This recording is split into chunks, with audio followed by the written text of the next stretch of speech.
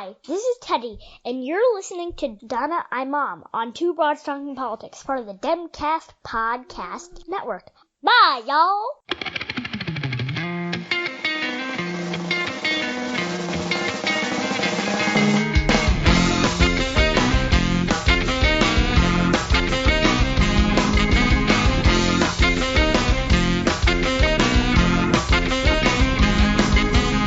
Are you listening?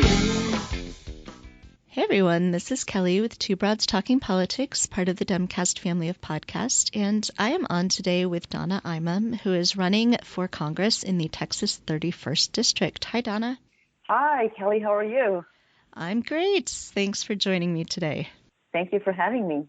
So I'll start with the question that I usually start with, which is just tell me a little bit about yourself and why you decided to run for Congress.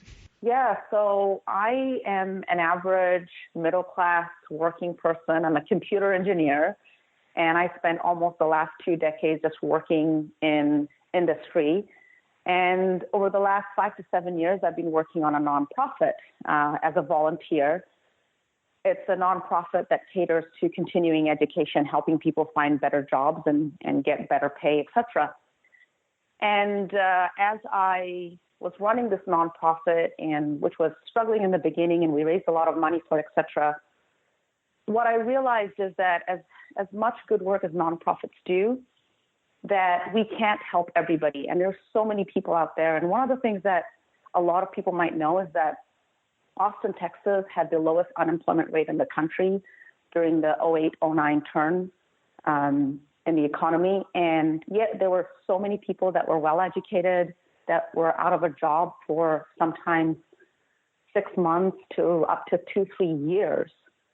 And I wanted to understand, what is it that we can do to help these people that are not being helped? And I feel like no one should have to depend on a nonprofit or philanthropy to get by.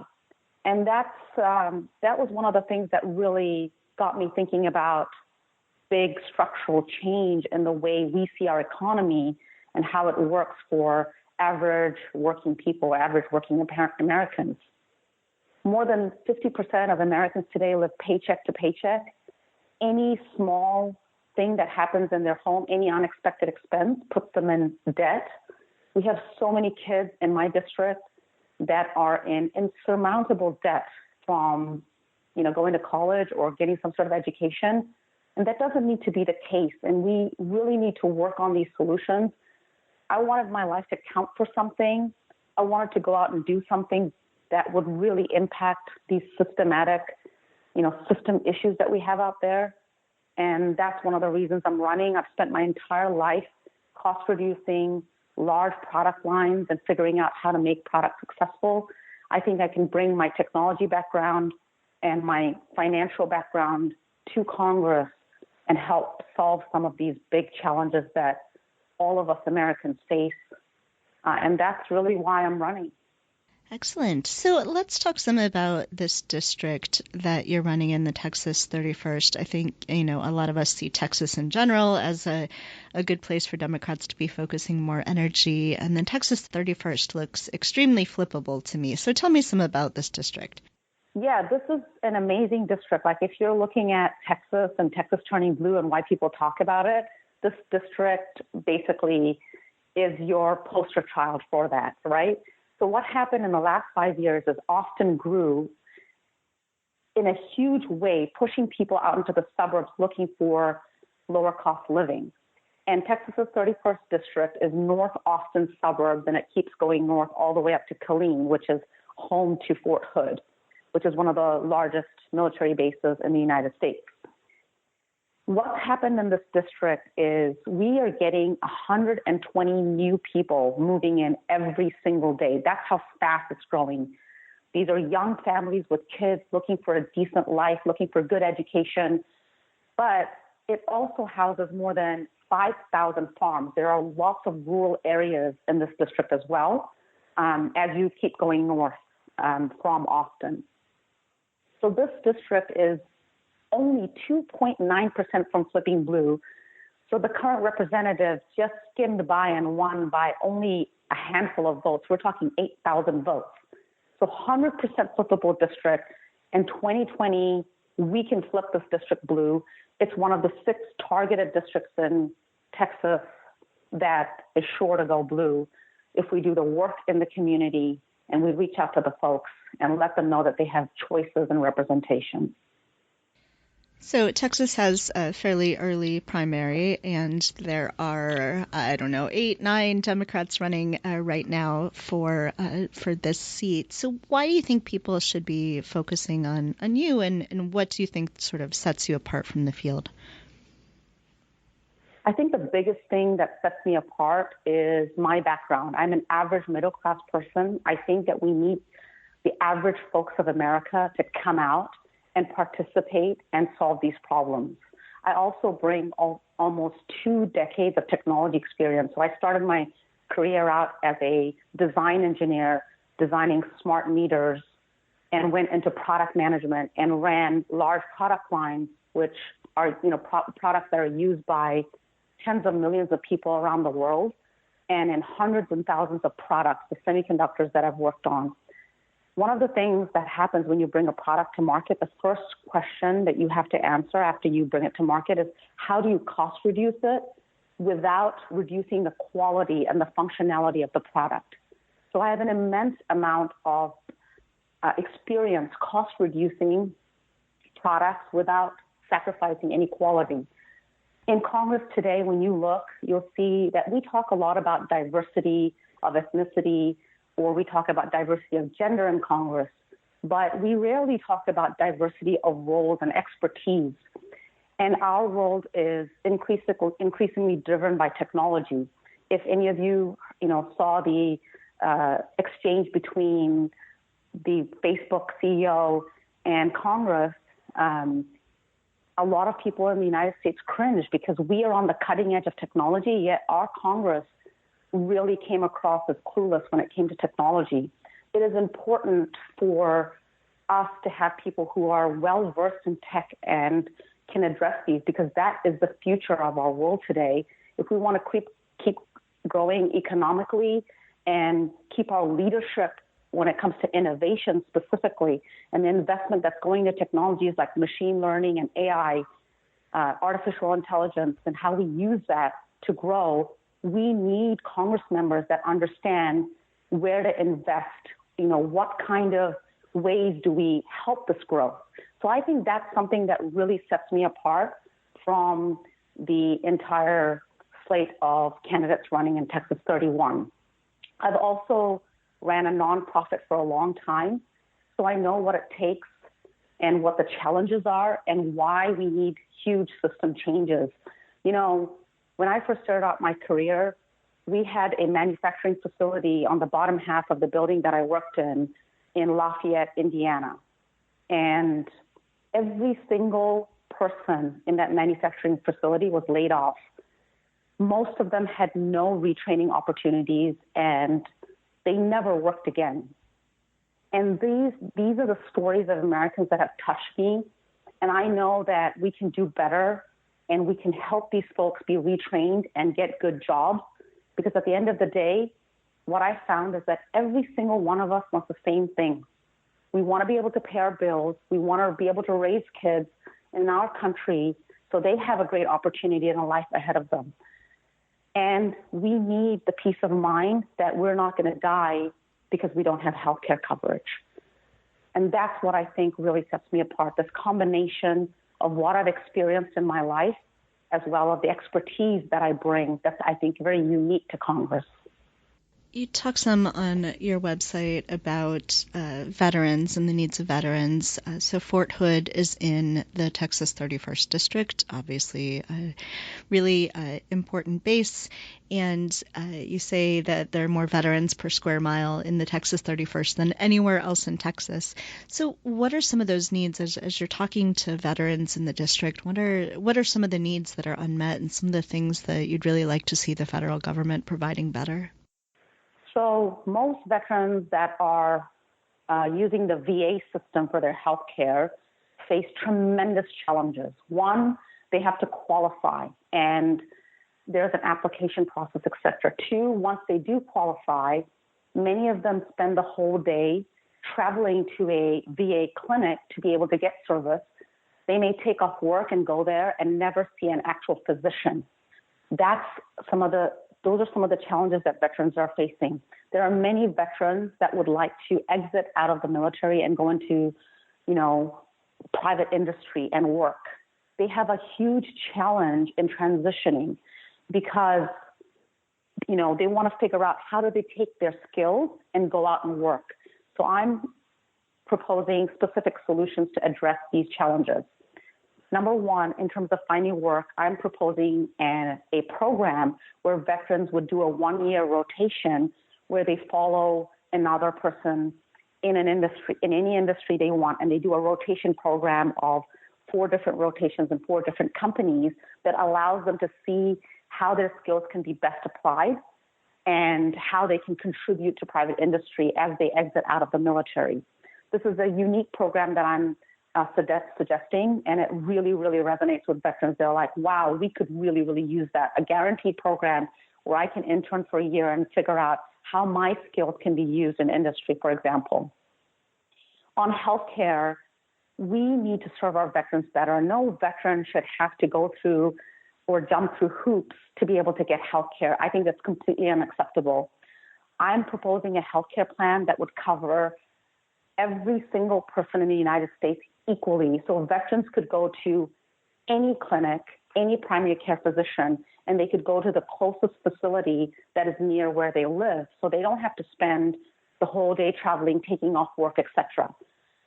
These solutions really make a difference. The third thing that I always hear from veterans is, I would love to start my own business, but I can't because I can't afford the $1,500 to $2,100 that it will cost in premiums to cover me and my family and my children.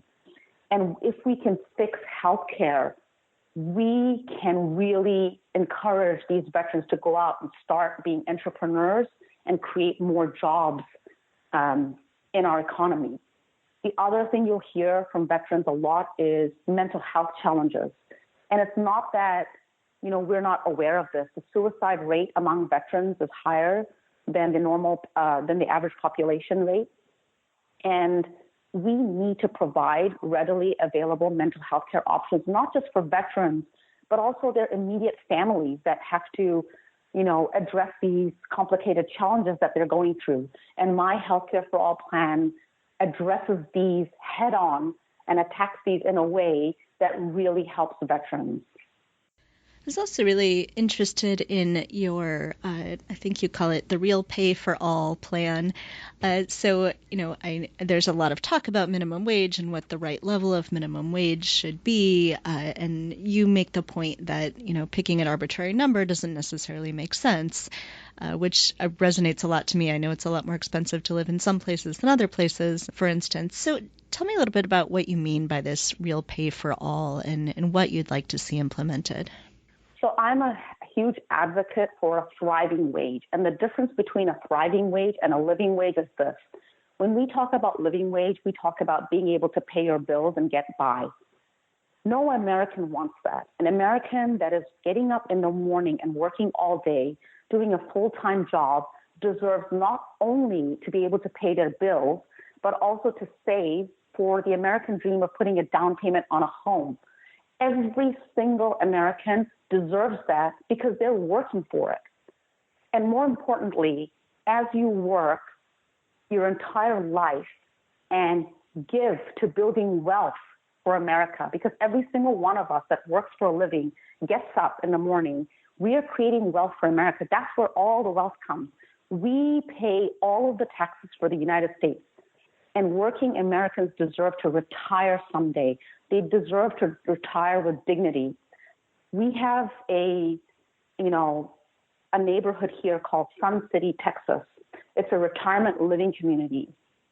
And as I walk this community, as my volunteers walk this community and we meet people, we hear of people that have to sell their homes to be able to pay for long-term end-of-life care. And just imagine having to sell your home to pay, and that's the only money you have. And once the money runs out, there's nowhere for you to go. This is unacceptable for Americans that have worked their entire life and given everything to their country. So what I'm proposing is pay must reflect the value you create. Pay must address that you can live where you work, that you shouldn't have to commute 2 hours. And this is happening in major big growing cities like Austin, where now people are commuting over 2 hours just to get to their job. And this is unacceptable. So I'm advocating for real pay, not an arbitrary number.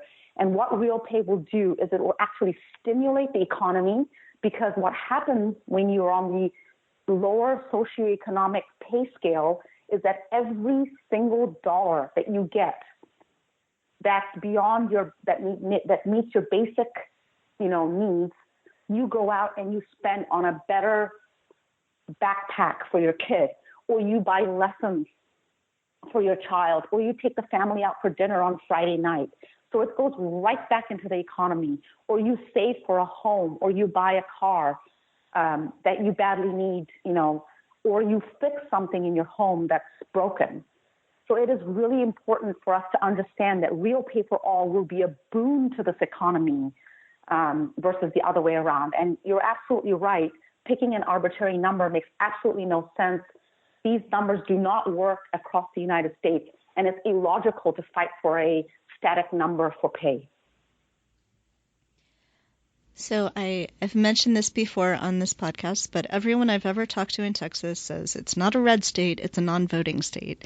So how do we make sure that more Texans get out and vote this year? I know that there's challenges with access to voting and voter suppression, but for the people who want to and are able to, how do we make sure that they're all encouraged to vote? One of the biggest challenges with voting in general is people actually don't know a lot about when to vote, right? These public service announcements are not readily available. Like, think about it. Today, most people in the United States are not watching TV or don't have network TV.